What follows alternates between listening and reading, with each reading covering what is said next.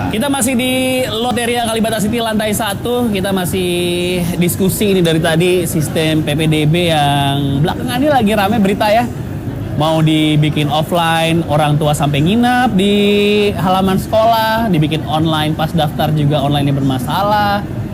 Padahal kita lagi dikencengin katanya digital 4.0. Ya kan? Kalau di kuliah saya udah aman lah. Setahu saya kalau urusan kampus tuh udah aman kalau online gitu. Nah ini SMP, SMA yang menggunakan online kemarin juga sempat bermasalah. Nah saya mau nanya ke Pak Najamuddin. Ya. Dengan adanya sistem ini Pak, kekhawatirannya jangan-jangan orang tua akhirnya males ribet, terus masukin negeri juga belum tentu berkualitas, akhirnya udahlah saya pilih swasta yang udah jelas berkualitas dan nggak ribet. Ya. Akhirnya mungkin akan ke situ orang tua jadinya. Ada kekhawatiran itu juga nggak sih Pak? Semestinya dengan era virtual communication, era information dan teknologi sekarang ini, tak perlulah orang tua menginap. Ya. Karena di situ ada resultante keinginan, Oke. keinginan pilihan anak bersekolah di situ dan juga orang tua. Mana ada rela orang tua yang memasukkan anaknya di sekolah yang tidak bermutu? Betul. Tanya semua orang tua, tidak mau. Ya. Karena guru itu pengganti orang tua pada saat kita tidak punya waktu mendidik anak kita. Tapi sekarang ini kan pendekatannya kan pendekatan akademik. Padahal kalau di Skandinavia itu adalah pendekatan aplikasi nilai. Jadi dari mana segi akhlaknya, budi pekertinya. Tetapi kan orang kan melihat kalau tidak berkualitas sekolahnya, bagaimana nanti dia kerja? Ya. Apa ada lembaga bisa menerima dia? Ya. Ini kan orang tua sudah berpikir jauh. Ya kalau dia nanti sekolahnya abal-abal, pinggiran, buangan, Teman-temannya seperti ya apa? pada saat lingkungannya? rekrutmen pegawai negeri saja sulitnya luar biasa. Ya. Dulu kami tidak dilamar, tidak melamar, ya. Jadi tunjangan ikatan dinas mahasiswa sebulan kemudian SK dari Kemendikbud sudah tiba, jadi dosen.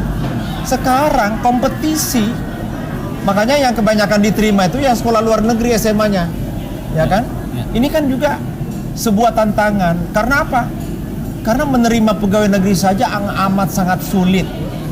Pikiran orang tua itu kalau anak kita ini tidak di sekolah yang unggul, tidak di sekolah yang handal, bagaimana nanti targetnya? Kan pikirannya kan materialistik ini. Pasti ke situ Pak. Ya? Iya. Walaupun rezeki itu bukan dari Betul, masuk Pak. kerja itu kan. Betul, Beda kan betul. antara gaji dan rezeki itu. Ya. Nah, saya kira kehendak Pak Menteri, Pak Muhadjir Effendi, Mendikbud kita, saya kira jangka panjang. Jadi jangan sampai hanya 2-3 sekolah handal, unggul, lalu semua tumplek di situ anak-anak untuk sekolah. Nah, tetapi kebijakan zonasi peserta didik yang baru ini harus diikuti dengan distribusi guru, pemerataan guru, Oke. dan juga peningkatan infrastruktur sekolah. Oke. Karena untuk mendapatkan kualitas itu cuma 2 poin. Satu, gurunya berkualitas. Yang kedua, infrastruktur sekolahnya menunjang dalam rangka alih ilmu pengetahuan, transfer of knowledge, ya, transfer of ability, transfer of apalagi value ada di situ. Nah, tadi sebelum Pak Margani datang, saya menyampaikan pendapat Ketua Umum PGRI, Dr. Unifa. Ya. Untuk kebijakan guru perlu sentralistik. Tetapi kalau disentralistik, DKI Jakarta yang sudah bagus malah lebih rusak nanti. Ya. Jakarta yang punya APBD besar yang harus ditujukan kepada guru dialihkan kepada pembangunan lain. Gurunya malah lagi turun semangatnya. Ya. Coba bayangkan tunjangan kesejahteraan guru Jakarta ke provinsi lain. Beda pasti Pak. Itu luar biasa. Ya karena UMR kan beda. Malah satu guru kepala sekolah itu sudah sama dengan direktur perusahaan BUMN gajinya, ya. Dan tidak ada lagi guru berapa, negeri yang tidak menggunakan mobil sekarang, Iya pakai sih. mobil. Iya. Kemudian zonasi ini juga, ya, zonasi ini juga ini memang perlu sosialisasi. Saya kira diskusi kelompok terpumpun atau FGD yang sudah dilakukan itu kan meminta pendapat. Dan hampir semua gubernur, bupati, wali kota berkomitmen untuk melaksanakan zonasi ini. Saya tahu pendapatan asli daerah, APBD masing-masing provinsi kabupaten itu berbeda. Kalau untuk semuanya untuk pendidikan dalam rangka pemerataan tadi, distribusi guru dan peningkatan mutu pelayanan melalui infrastruktur sekolah, saya kira juga banyak provinsi dan kabupaten kota yang tidak mampu. Oke. Karena kabupaten kota itu mengurusi taman kanak-kanak PAUD hingga sekolah menengah pertama. Oke. SMA, SMK-nya provinsi. Nah kalau Jakarta nggak usah dibilang, Jakarta punya gaya, ya kan, untuk itu. Hah? Otonomi hanya di provinsi. Otonomi provinsi, tetapi pembagian tugas tadi seperti Sama. tadi kabupaten kota sampai SMP, Ya. kemudian SMA, SMK-nya provinsi.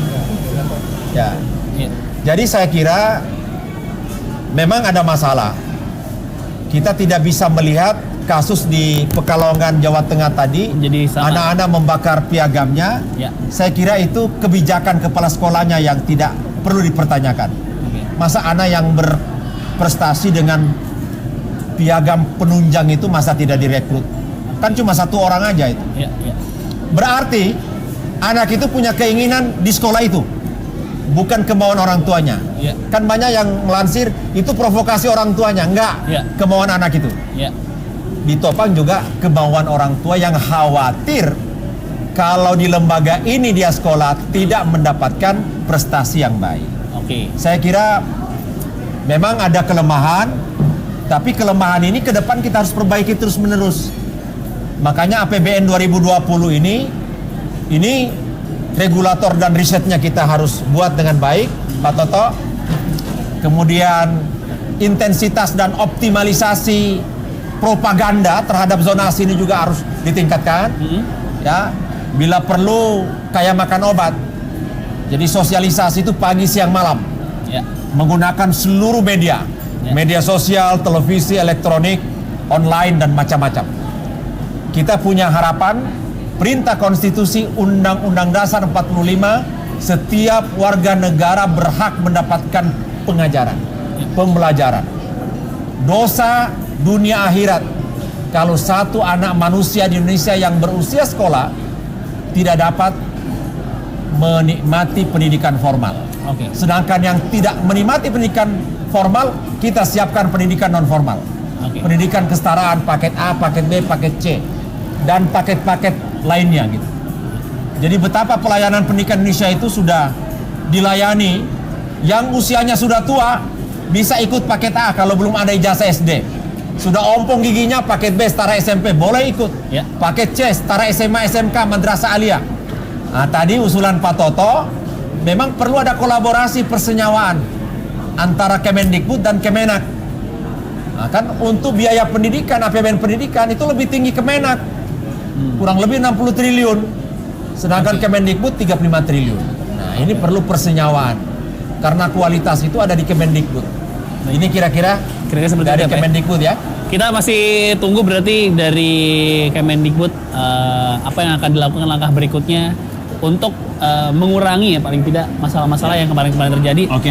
Terima kasih Pak Najamuddin, kayaknya sepertinya harus pamit. Abis Ya. ini saya mau nanya ke Pak Margani. Tutup dengan pantun. Nggak boleh. Pulau Pandan jauh di tengah, Cakep, di balik pulau angsa dua. cakep. Hancur badan di kandung tanah, budi baik Jack TV akan terkenang jua. Mantap. Terima kasih Pak Najamuddin. Terima kasih. Pulau Papua burung kakak Oh, ada tua. lagi. Semoga interaksi dengan masyarakat pada malam ini akan menjadi nostalgia yang tak terlupa.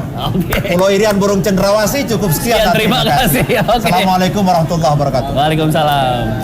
Jangan kemana-mana, kita bakal balik lagi di Generasi Mecin.